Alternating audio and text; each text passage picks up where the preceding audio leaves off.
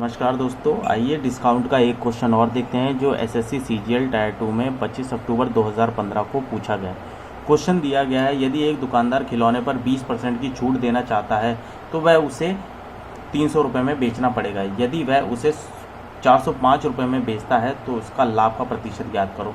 चलिए आइए इसे कर लेते हैं। हम ऐसे कर लेते हैं, काम करते हैं। किसी वस्तु का हम MP मान लेते हैं, MP अपनी मर्जी से मान लेते हैं, 100 यूनिट मान लेते हैं। ठीक है, 100 यूनिट मान लिया MP। ठीक है, अब इस पर क्या हो रहा है, 20% की छूट दे रहा है।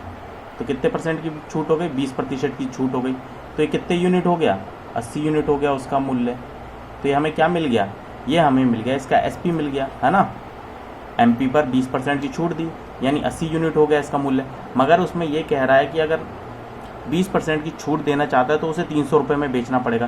तो ये 80 यूनिट क्या है, 80 यूनिट किसके बराबर हो गया 20% की छूट के बाद, ये 80 यूनिट हो गया हमारा 300 रुपये के बराबर, 300 रुपये के बराबर। ठीक है, 300 के बराबर हो गया। ठीक है, अब यानी कि एक यूनिट की वैल्यू कितनी हो गई, 300/80 हो गई।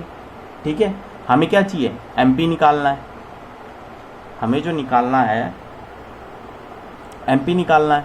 ठीक है, तो एक काम करते हैं, इसे 100 यूनिट बना लेते हैं। तो क्या हो जाएगा, 300/80 गुणे में 100, काटा पीटी करेंगे, हमको क्या मिल जाएगा, 100 यूनिट, 100 यूनिट मिलेगा हमें 375 रुपीज़ मिलेगा। ठीक है, 375 रुपीज़ मिलेगा। अब क्वेश्चन में एक कंडीशन और कह रहा है कि यदि वह उसे 405 रुपये में बेचता है तो उसका लाभ का प्रतिशत बताइए। ठीक है, अब ये हमें क्या मिल गया, ये हो गया हमारा टोटल MP हो गया। यहाँ देख लेते हैं, हम यहाँ समझ लेते हैं। ठीक है,